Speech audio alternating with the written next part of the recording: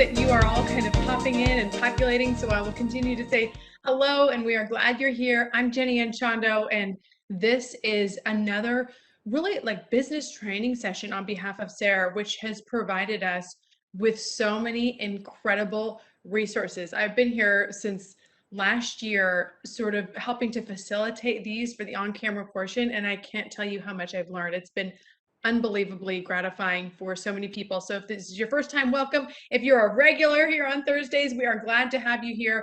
And today we're talking about resources for starting and growing a business. So it's a really wide-ranging topic, and we're going to cover a lot of things. But before we do, I want to tell you about our speaker today, because she really does have quite a bit of experience in this arena. In fact, she is a supervisor with the Small Business Administration's contracting programs.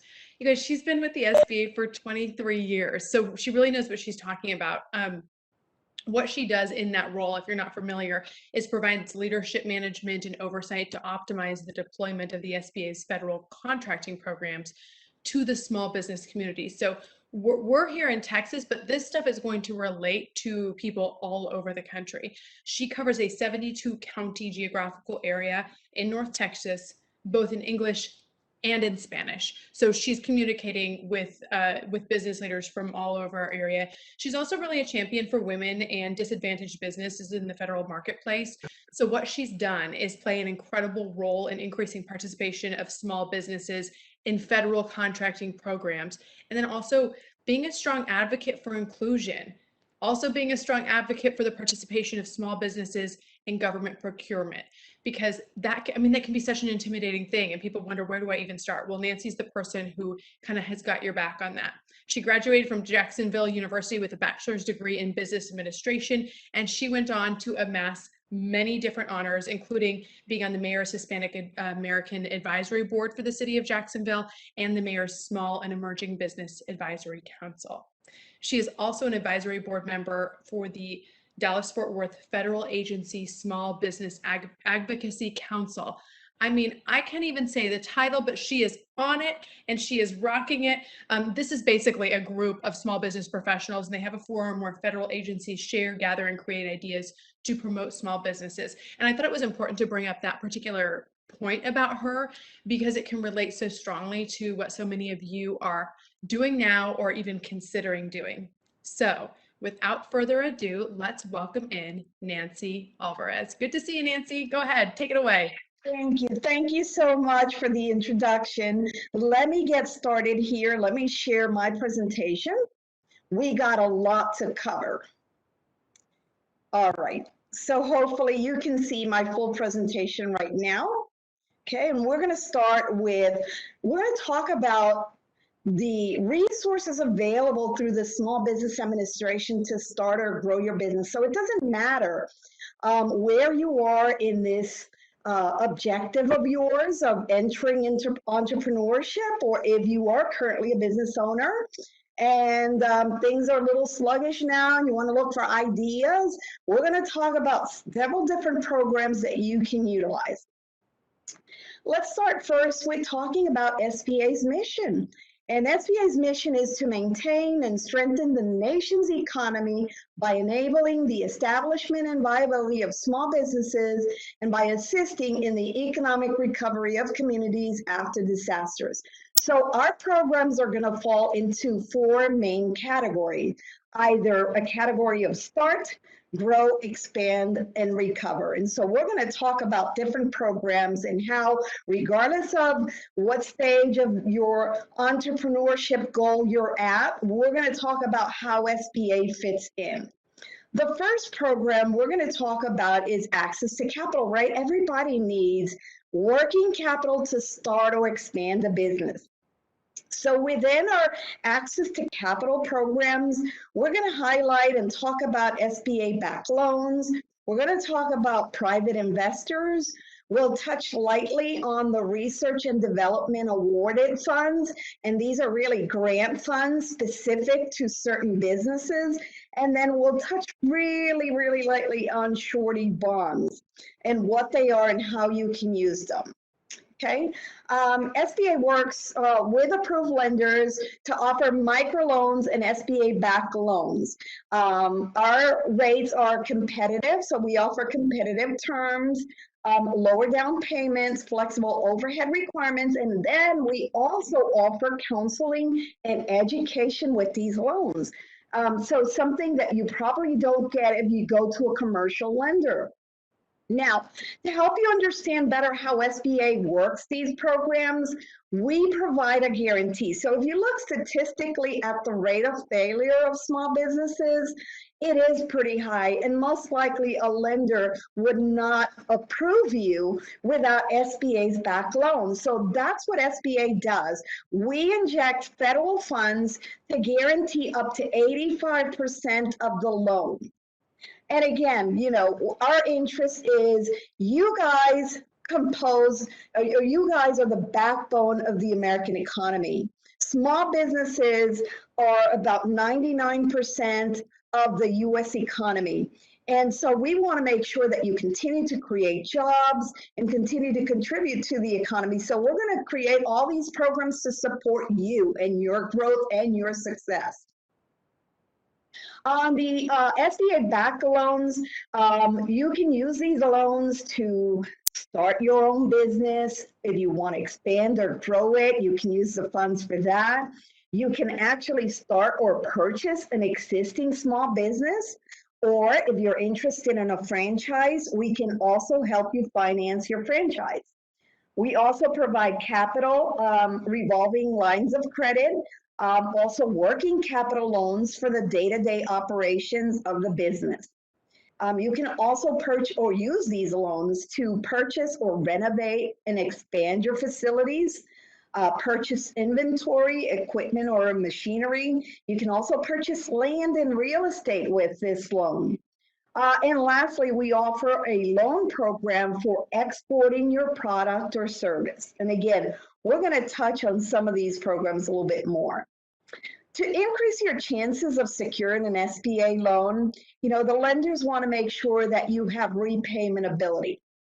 So SBA has worked closely with our resource partners to make sure that they can help you develop a business plan, which you will present to your lender, as well as create an expense sheet, financial statements if you are currently in business and you don't have financial statements to present to your bank, which is so important.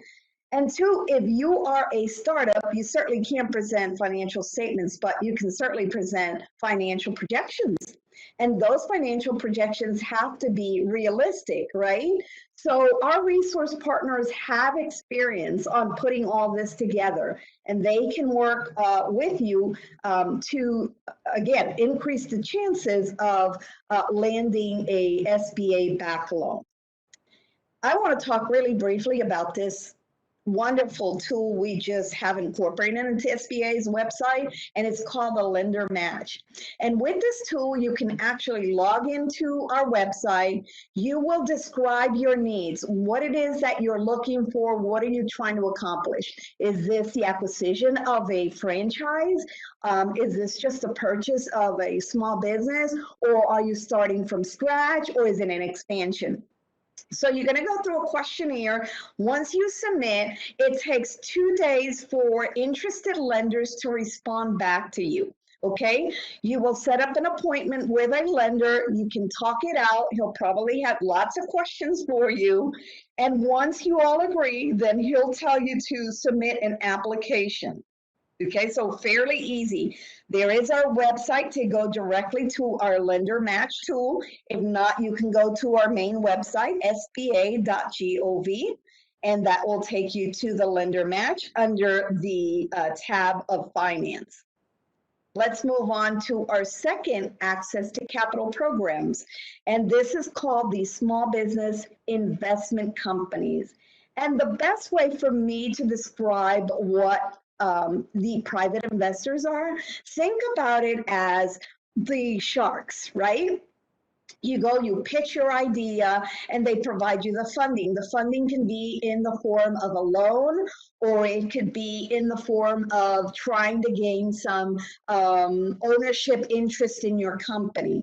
So again, at least these companies have been approved and vetted by the SBA. So this is a great program if you're looking for an equity injection coming from a private investor. Our third access to capital program comes from loan.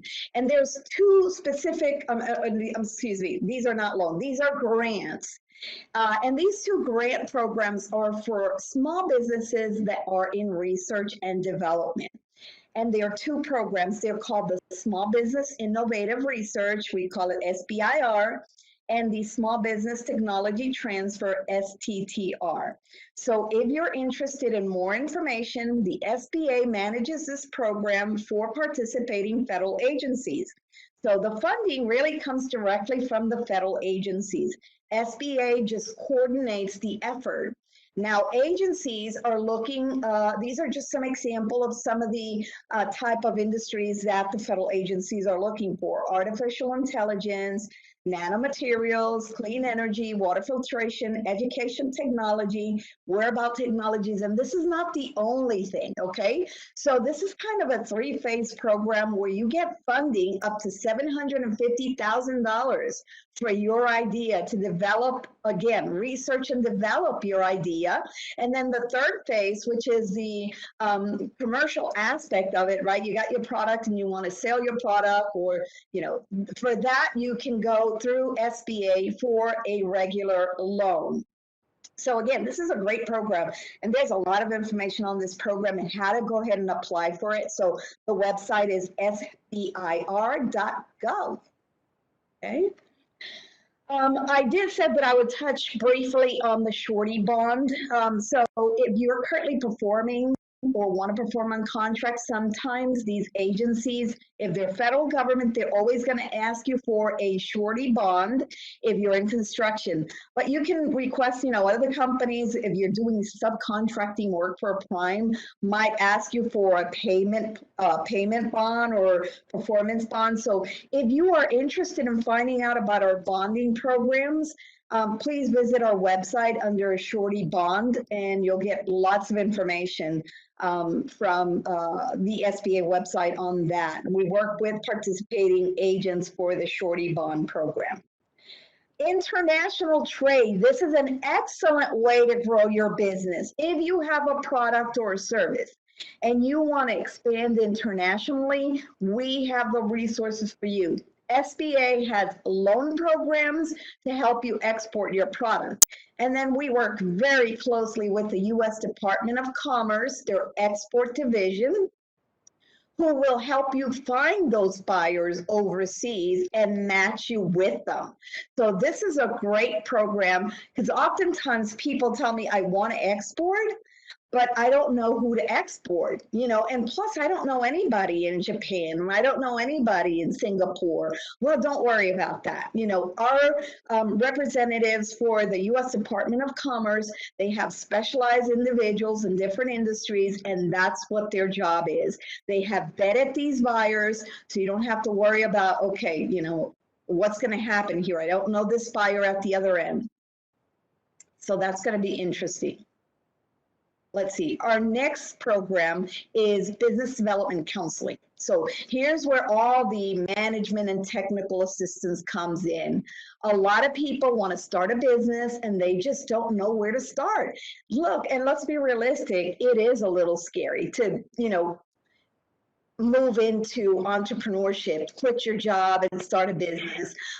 You know, there's a lot of concerns, and rightfully so. So if you're an aspiring entrepreneur, you're a small business looking for assistance in growing or expanding your business, we can provide counseling or transition assistance to our resources.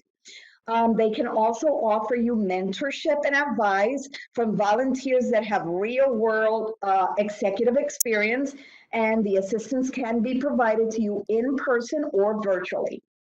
We can also provide you low-cost training on crucial topics like You know, I need to write a business plan, or I need a strategy for growth, or I need a marketing plan, or you know what, I don't know how to organize my book. So any topic you might need to start your business or expand is available for you. Again, free online workshops, webinars, free counseling or consultation to start or grow, comprehensive counseling on a variety of topics. These are more thorough topics like, okay, I am in business, but I want to get into government contracting. How do I do it? And then how do I learn it? You know, because there's this big learning curve if you're going to do business with the federal government. Business advice to level the playing field against unique challenges and obstacles. And lastly, we can provide you a resource referral. And let me tell you, the most important part of this is that the counseling, these resources are free of charge. They're absolutely free because you've already paid through it through your taxes. So take advantage of these resources. Certainly, the SBA works hard to make sure that you are successful in your goals. And we have approved and funded, these resources are approved and funded by the SBA. We have over 1,400 partners throughout the United States and its territories. So if you're interested in exploring what's available, our resources, and just kind of start the process of finding out, you can go to our website, sba.gov/local assistance, to get started. And this is what the website looks like. If you just go to our main SBA website, you didn't get that direct link, just click on where it says local assistance, and you're going to get this box right here. Enter your zip code, and it will give you a listing of resources near you. You can then contact that resource or go to their website and schedule a consultation, again, free of charge. So government contracting is our next program. Government contracting is dear and it's close to my heart because I've been doing this for such a long time. And I've seen so many companies grow their business. And let me start by saying, you know, the US government is the largest buyer of goods and services in the world, with estimated purchases exceeding $600 billion a year. And guess what? What's most interesting about this is that the government has created these set-aside programs that by law, they are required to reserve a certain percentage of their buy of contracting opportunities for small business. Okay, that's 23%. So I'm going to give you an idea what that looks like. The 23% reserved for anybody who self-certify themselves as a small business. And then we have another procurement goal for women-owned. So we want to increase opportunity for women. And the goal here for women is 5%, with 5% for small disadvantaged businesses, 3% for hub zones, and 3% for service-disabled veteran-owned businesses. So again, we are making strides here. This gives you an idea over the last year what the government has bought. And I am not going to go into each one of the categories. Each color is showing for each of the different categories how much the government has awarded to small businesses. So I'm just going to go with the first one. Look at the small business, which is the gray bar. Okay. In 2015, the government awarded $90.7 billion of goods and services to small businesses. Look at 5 years later in 2019, $132.9 billion just for small businesses. And we continue to work to increase our numbers. So we are working hard to make sure that you have the opportunities you need to grow your business.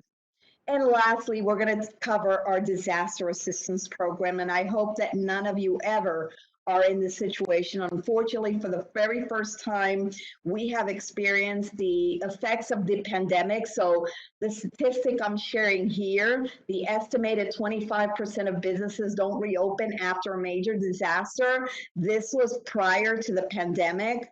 We have not seen the statistical data after the pandemic. I can tell you that it's going to be way more than the 25%.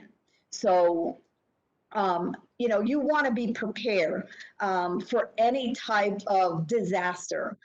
So you can visit our website. It will have a guide there. It has templates that you can implement to make sure that you're able to reopen in case that you're involved in a disaster.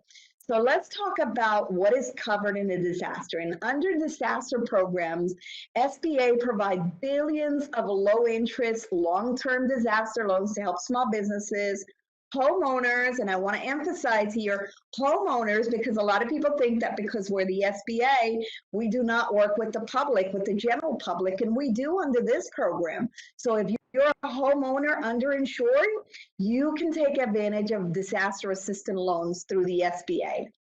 It's also available for renters to recover from declared disaster. And with these loans, you can cover real estate, personal property, economic injury.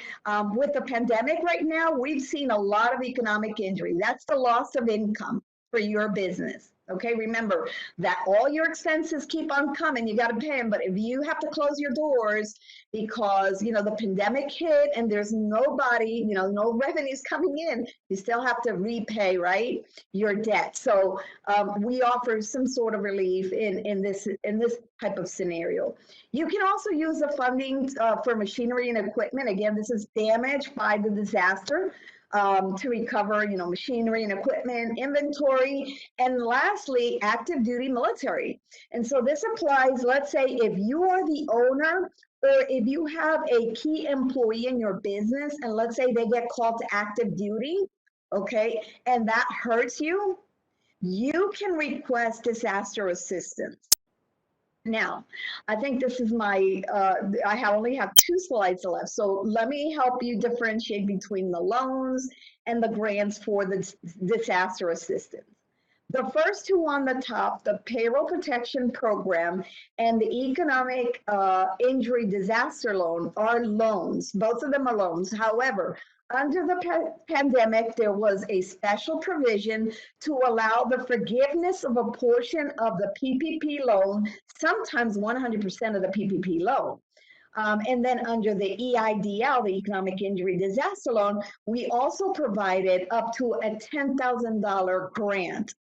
The two bottom loan, they're not loan programs, I'm sorry, they're grants, was the restaurant revitalization. As you know, the restaurants were one of the industries hardest hit. And so we wanted to make sure that restaurants were able to recover, and we provided a grant for restaurants. And we also provided a grant for shutter venue. It's called the Shutter Venue Grant. And this was for industries or businesses in the entertainment industry. So as you can see, we kind of cover all different industries that could have gotten hit by the pandemic. And so I think that this is my last slide. Okay, this is my last slide.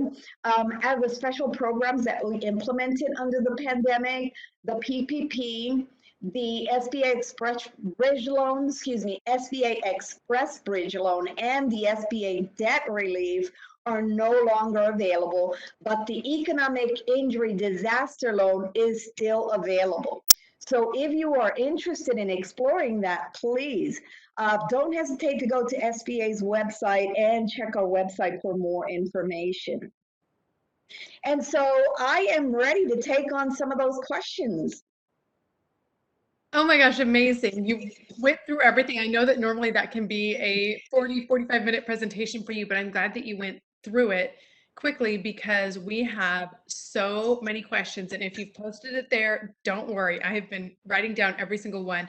The first thing was somebody asked, and I thought this was a really good question too. They've enjoyed your slides so much and wondered if there was a way to get that information in a hard copy, or if that exists anywhere on the internet or on the SBA website or anything like that. Yes, it is available on SBA's website. However, I always make my presentation available. I think, I don't know if Raul wants to set it up this time where I send them a copy, or if not, you can give them my email address. We have a general inbox, and I'll be more than happy to send out the presentation to whoever requests a copy of it. That's amazing. I just typed it into the chat, dfwdo@sba.gov. Is that correct? That is correct. DFWDO at .gov. Okay, perfect. And so as a reminder, when you send in the email, it's a general, mailbox, but you can mention Nancy's presentation that you'd like a copy of it. Okay, good. We're off to a great start with getting things done. So we had somebody who said she called and she had to make an appointment with SCORE or SCORED, but she's been unable to get an appointment. She hasn't heard back. Is there a certain amount of time usually that it takes, or any advice with just getting in touch? Yeah, so if she has not had success with reaching out to a SCORE counselor, we have a representative at our SBA office who directly deals with the SCORE counselors. They might want to take down her name. Her name is Linda Williams, and they can actually reach her via email if they type her first name, Linda, followed by a period, last name Williams, at sba.gov. Oh, that is so helpful. And as we are speaking, I am typing that into the chat because maybe if one person had that question, perhaps others did as well. So thank you for giving us the information to Linda. Somebody was saying, is it true that a lot of private lenders or just lenders in general won't fund a lot of ideas unless they are approved first for an SBA loan? Can you repeat that? I'm sorry, you were getting cut off. Oh, uh-oh. We don't want that. So they said that they'd heard that a lot of private lenders or lenders in general won't fund a lot of ideas unless they are first approved for an SBA loan. Can you speak to that? Sure. Yes. No, that's not the way it works. So the way the SBA lenders work, first of all, some of them are approved. They have different level of approval authority. In other words, we have what we call preferred lenders, and we have what we call our regular SBA lenders. The difference between the two groups is that the preferred lenders have SBA's delegated authority for the grant portion of the loan. So those loans don't even have to come to the SBA. But if you're interested, you do not have to go through that process. First of all, first and most important is you need to have a business plan. You need to have your expense sheet. The lender wants to know that you have the repayment ability. So all you have to do is once you have your information that you need, your business plan, you have your projections if you're started, or you have your financial statements ready to present to the lender, you can approach the lender directly. Each lender uses their own credit criteria to approve you.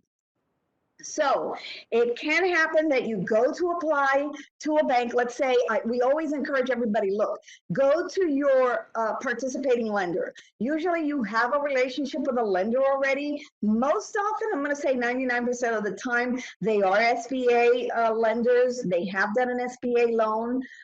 So they are familiar with the loan programs. Now, if you end up in that situation and the lender says, I am going to do your business loan, but I'm not going to use SBA. Okay, that means that you are credit worthy in terms of you're not a high risk for them. So they're not going to use SBA guarantee portion.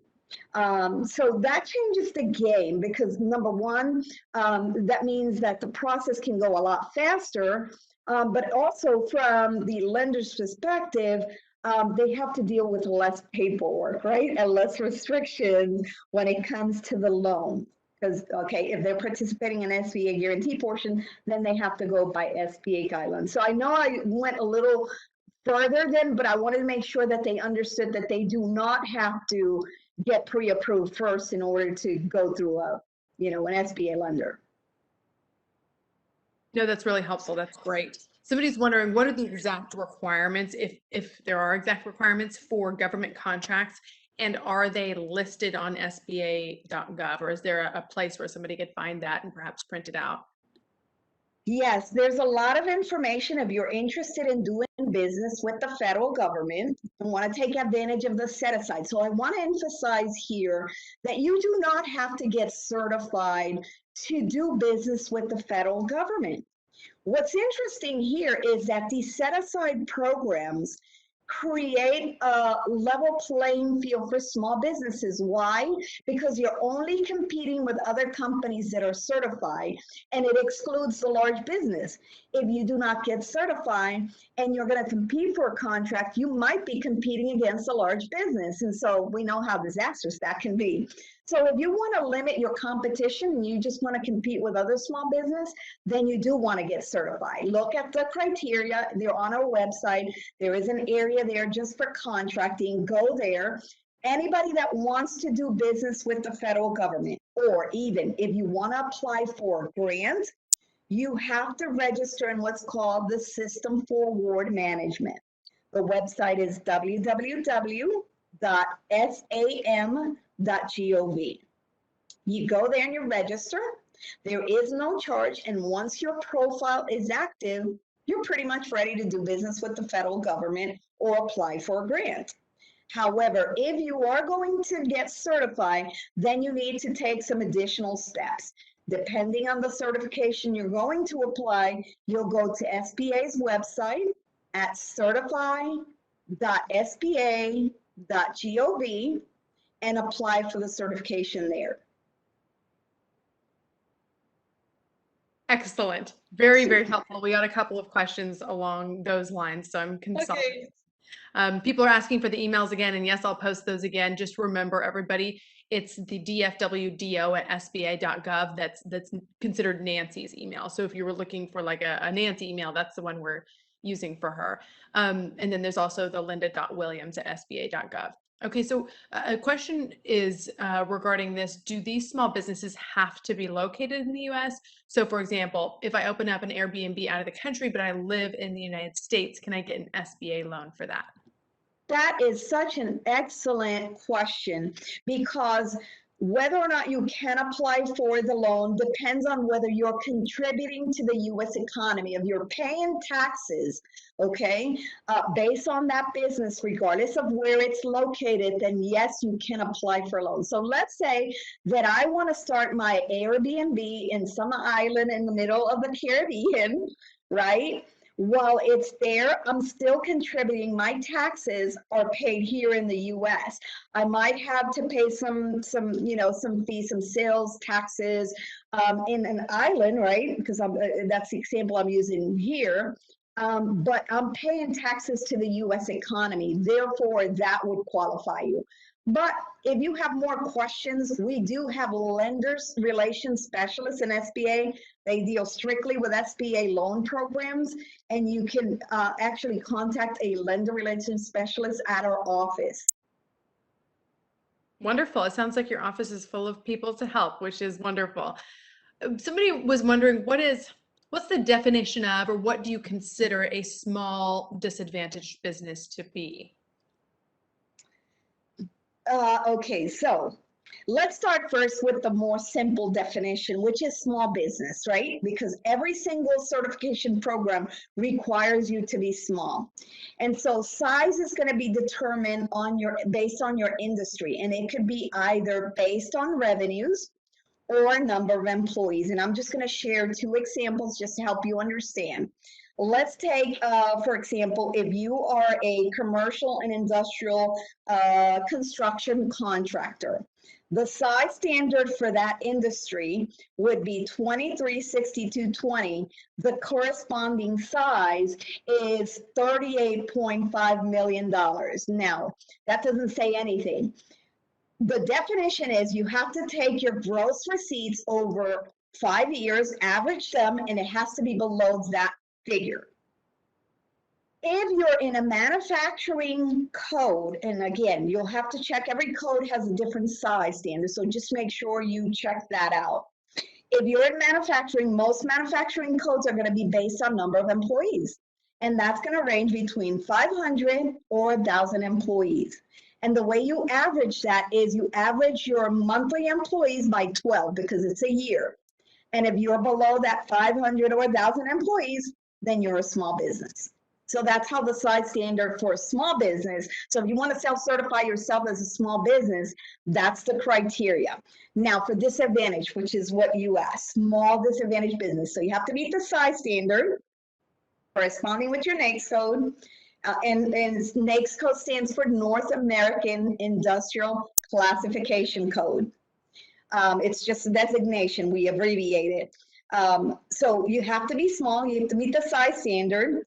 Disadvantage stems, okay, so social disadvantage is you have to be participating in one of the designated groups identified by the law. This could include African American, Native Americans. I don't want to say minority because you can have a social disadvantage and apply for the program and not be a minority. So I don't want to use, we don't use the term minority because it is not minority driven. As long as you can identify that you have a social or you have suffered some disadvantage, some bias because of, let's say, your identity of a group or some distinguishing feature or disability, you can claim disadvantage. The other aspect of that is economic disadvantage. So you have to be a small disadvantaged business, which also has an economic component. And we're going to look at three things, and I call it the three-pronged test. You have your income, your personal income must be less than $250,000 average over 3 years. Your net worth should be less than $750,000, excluding the equity in your primary residence and the equity in the business. And your total assets should be less than $6 million. So that's the criteria. I was thinking, this is a kind of a vague question. I'm not sure if Nancy's going to have an exact answer. She did. I mean, this is what you get when she's been working there for 23 years. So this is fantastic. My goodness, yes. It's really great. So another question came in about real estate loans. Can you speak more on real estate loans, what's involved, and perhaps some of what they might be looking for? So I'm going to give you some basic information on real estate loans because I am not a loan officer. So I don't have a lot of knowledge, but I do have some basic information. So the way the SBA works, the real estate loans is it has to be a qualifying real estate property. So in other words, the property has to be used for the operations of the business. So in other words, let's say that you are a contractor and you repair properties and resell them. That would not qualify you, okay? However, you can apply for a working capital loan or a line of credit to repair that property and resell it, but you cannot use the proceeds of the fund to buy the property and then resell it. So anything like, for example, manufacturers need a building, okay? You can buy that. Why? Because they're going to use it fully 100% for the manufacturing facility. You can also run, let's say you can buy a building for you to run the operations of your business. And let's say that you have an extra room that you want to rent or lease, you can do that. That is acceptable. So there are certain guidelines. The building in itself cannot be fully 100% rented or leased out, but a portion of it can. So you'll have to speak with a loan officer with regards to what the limitations on that are going to be. But there's a loan program called the 504 loan. That's because the lender provides 50% of the funding, SBA provides 40% of the funding, and then the applicant provides the other 10%. So there's going to be a down payment there. Okay, that's a really helpful start, incredibly helpful.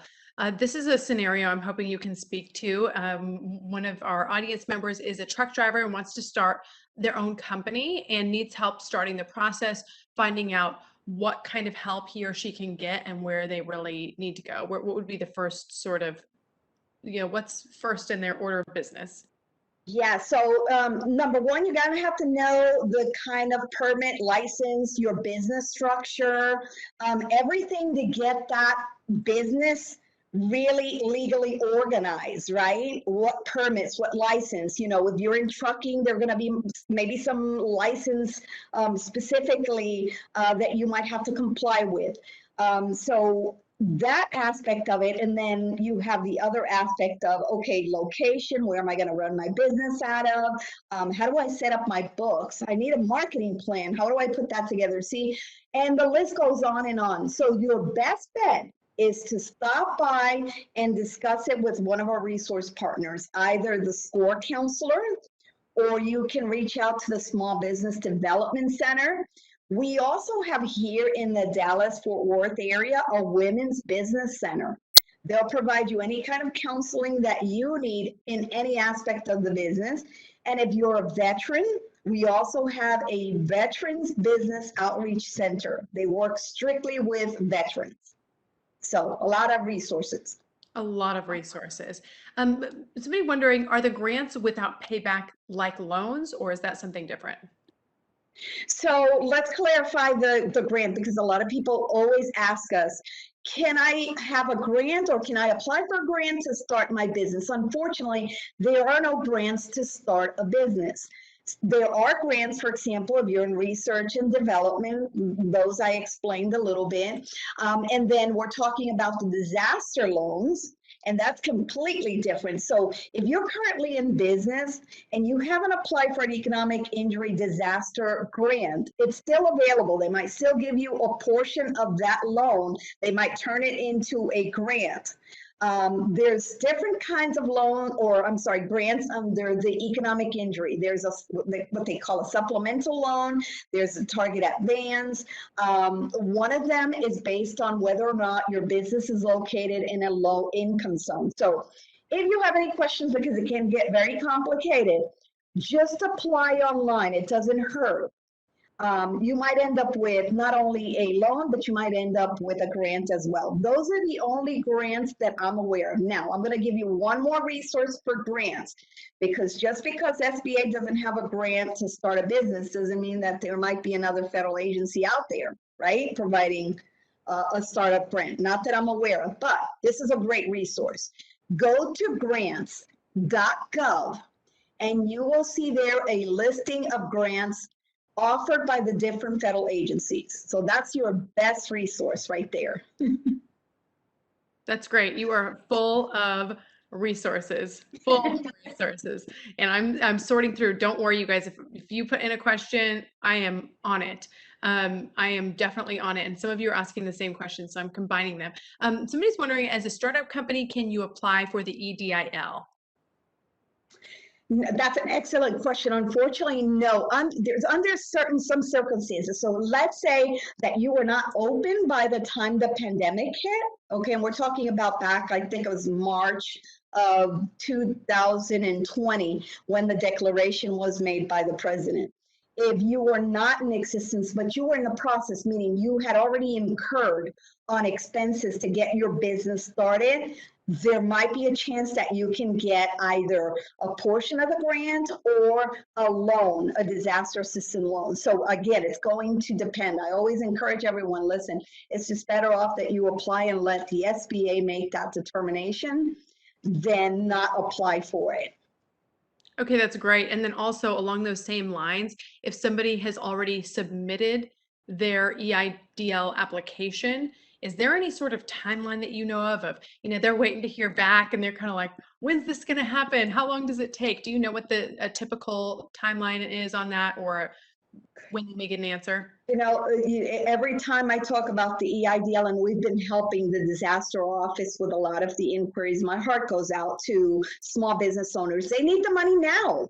And unfortunately, the demand has been so big for the EIDL that, again, we have district offices around the country helping with these programs. So, for example, I work an extra hour or two every day trying to respond to that. Now, it shouldn't take longer than a month or two, but we're seeing many cases where it has. Some of it has to do with some issues like something came back from your IRS transcript that, SBA needs to clarify. So if you are in that situation where it's been a while and you have not heard anything, then I would encourage you to contact the SBA local district office, and we'll be more than happy to. Now we have access to the system. We can't do anything with the system, but we can check the status for you. And if we see something that doesn't look right, we can always send an email to the disaster office and say, hey, can you please take a closer look at this loan, because this individual has been on hold for a while. They haven't heard anything. And so if you could take a look, and sometimes they're able to, kind of look back and move it along the line. So again, I want to ask everybody, I want to say thank you so much for your patience, because in the 2 years that we've been dealing with this pandemic, I have to say that people, beside what they're going through, have been very generous to the SBA employees, answering the phones and trying to help. So, we haven't gotten anybody who's rude to us or anything like that. And so we want to say how much we appreciate that you're very patient you're very patient with the SBA staff, who we're trying to do the best we can to process these loans as quickly as possible. Yes, it's tough on both ends, right? They're wanting the loans. You want them to get the loans. You want that connection to happen.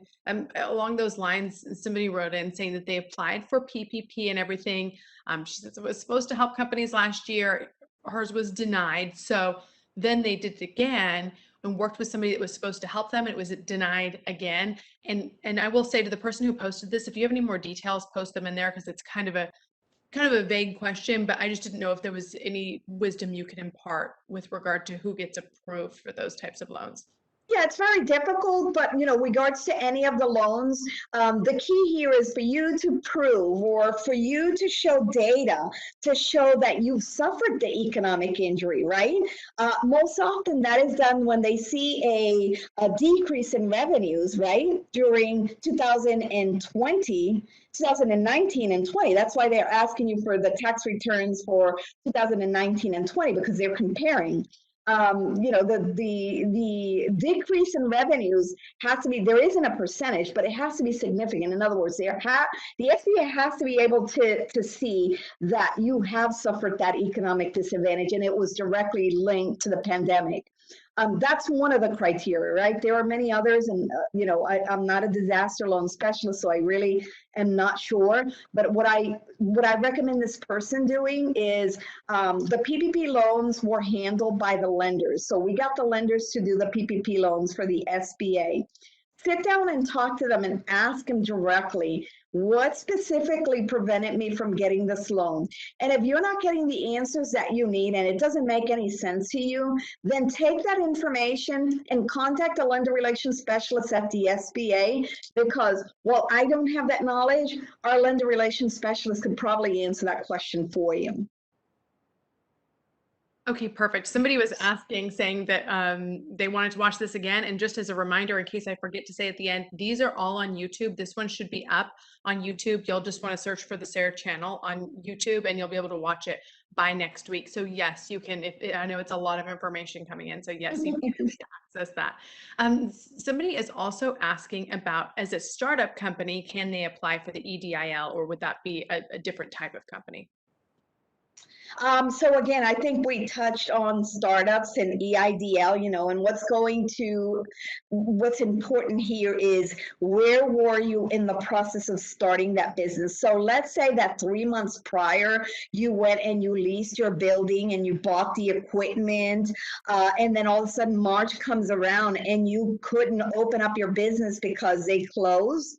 Or they mandated that everybody close down, then you can show some degree of economic injury, and that might allow you to apply for the loan. So again, make sure that you can provide evidence that you suffered economic injury.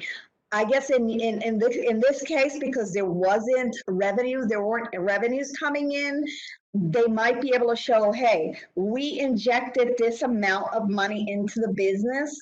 Here's the lease agreement, or here's what we went through, and all the capital injection we went, and all to not be able to open, because of the pandemic.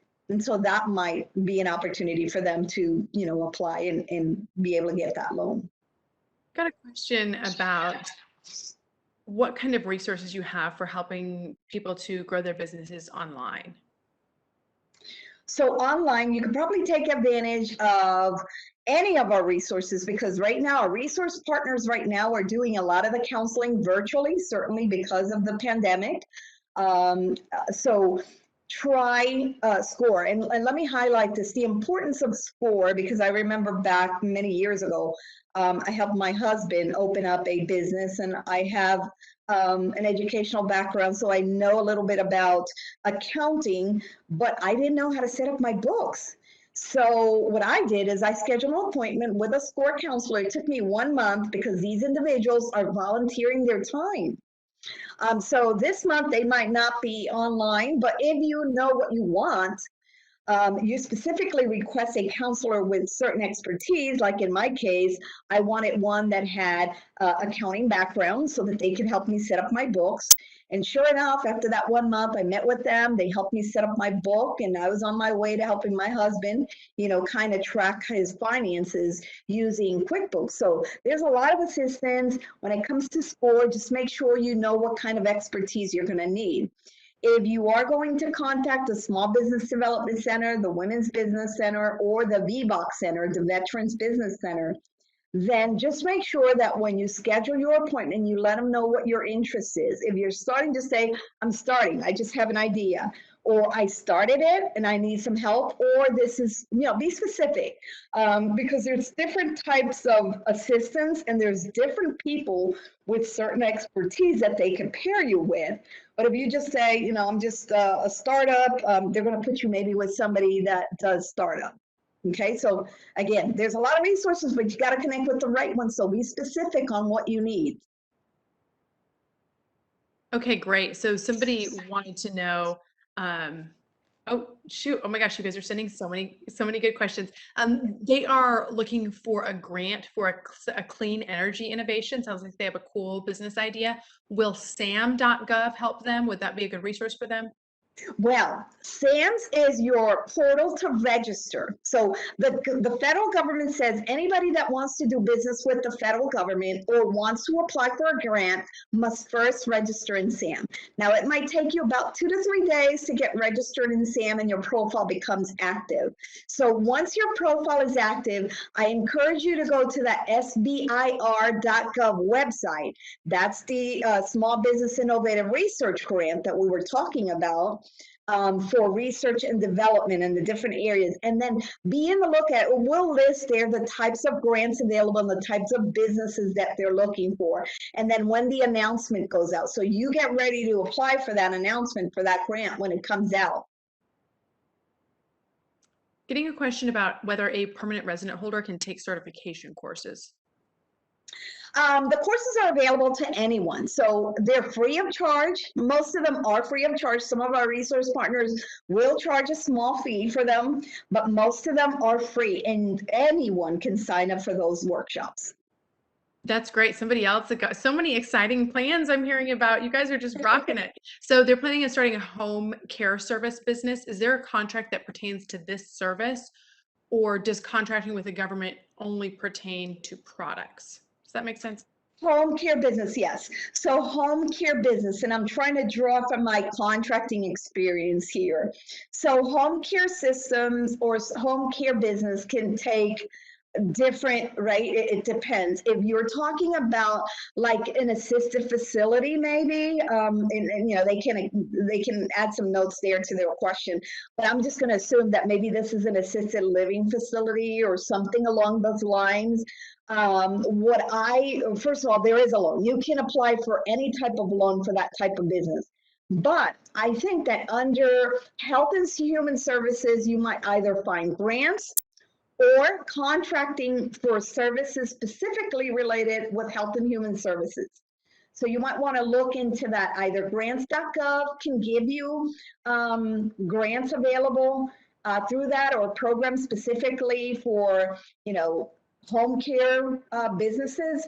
And then the other thing is you can certainly look into SBA regular loans if you need a loan for that type of business as well. So those are a couple of options for them.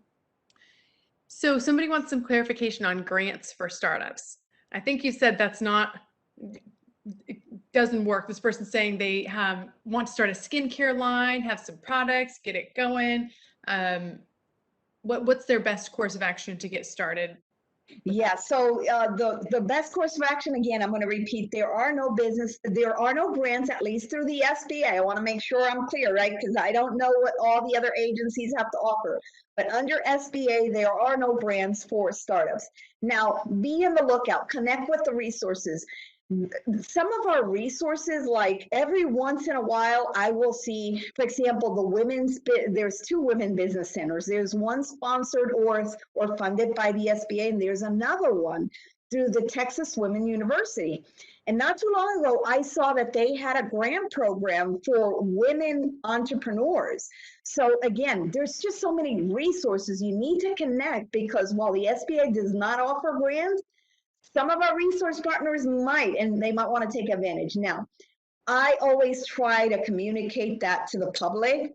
So if they're interested in signing up for SBA's newsletter, when I see something of interest to small businesses, and something like that is something that I would have put on an announcement, register for the Dallas-Fort Worth newsletter, and you'll get any announcement that I come across that I feel would benefit small businesses. Okay, I think we got everybody's question. If I missed yours, then please send it to me. In the meantime, Nancy, I would love to hear any final words of wisdom for people who are sort of embarking on this journey, navigating the website, navigating getting the loans, all those sorts of things. Sure. Before I get into that advice, let me add the website for the newsletter. I forgot to give you that. That's important. www.sba.gov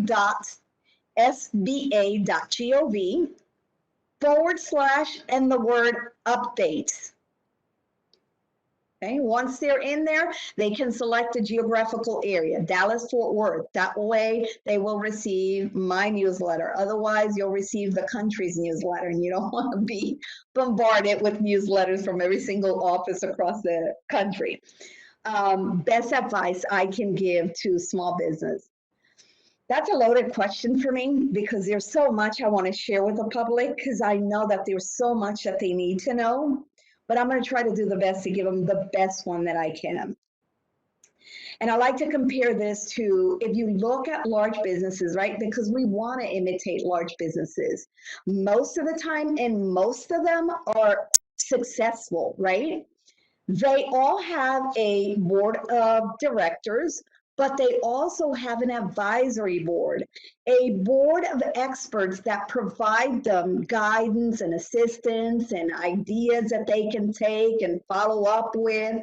So you as a small business should engage in the same practice.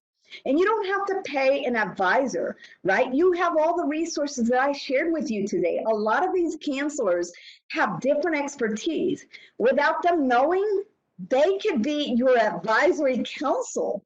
So take advantage of those free resources. And anytime you run into an obstacle, anytime you run out of ideas, anytime you have questions or concerns, go run to your advisory board, and say, hey, here's where I'm stuck, or, I'm out of ideas, or here's where I am at and I want to move forward.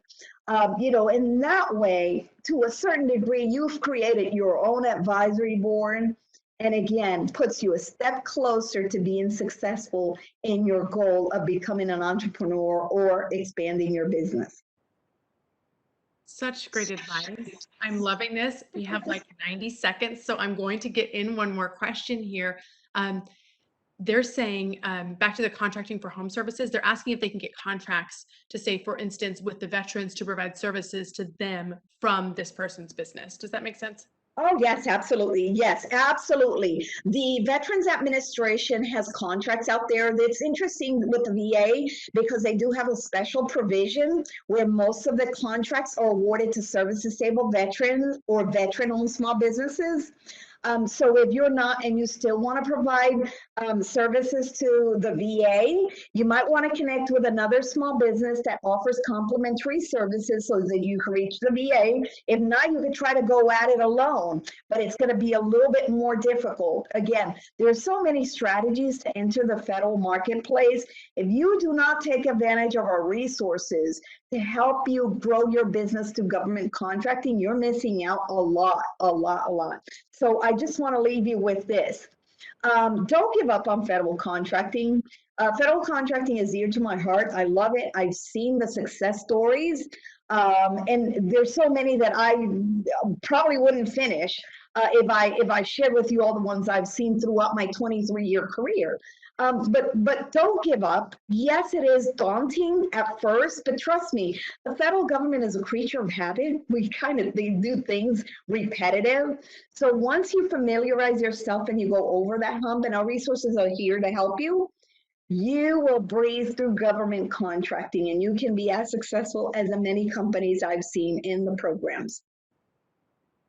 Nancy, you are wonderful. Thank you so much. I know that everybody learned a lot today and you were a really valuable resource. So thank you for putting together this presentation, for answering so many questions. I hope this was helpful to you. As always, like I mentioned, this will be out on YouTube by next week. So about a week from today, possibly up by Wednesday. So just search for that Share National page on YouTube, and all of the previous sessions are on here. So if you're new to this, you haven't seen them before, just go back to that page and you can rewatch or re-listen to all these different sessions, which have been incredibly helpful for business leaders and aspiring business leaders. We look forward to seeing you on continued Thursdays, and we'll talk to you soon, everybody. Bye-bye.